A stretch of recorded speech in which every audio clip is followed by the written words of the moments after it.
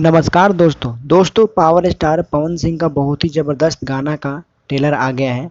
जो गाना कल 2 तारीख को रिलीज़ किया जाएगा, जिस गाने का नाम है भोले भंडारी। और ये जो गाना आदि शक्ति फिल्म यूट्यूब चैनल से रिलीज़ किया जाएगा। और इस गाने को गाया है पवन सिंह और साथ में शिल्पी राज ने। इस गाने को लिखा है विशाल भारती ने। इस गाने का म्यूजिक दिया है श्याम सुंदर ने। ज़बरदस्त गाना है ये। और कल 2 तारीख को सुबह 6 बजे इस गाने को रिलीज़ किया जाएगा आदि शक्ति फिल्म यूट्यूब चैनल से।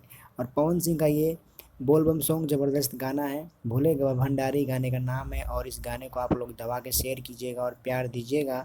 इस गाने को ट्रेंडिंग में लाइएगा, क्योंकि अब भोजपुरी को आगे बढ़ाना है। सभी कलाकार एकजुट होकर मिल चुके हैं, तो हमारा भी फ़र्ज़ बनता है कि सबको सपोर्ट किया जाए।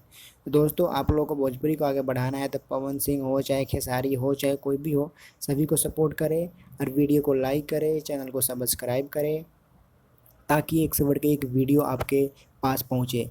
चैनल सब्सक्राइब करते हैं तो सबसे पहले आपके पास जो वो आदमी वीडियो डालेगा वो सबसे पहले आपके पास पहुँचेगा।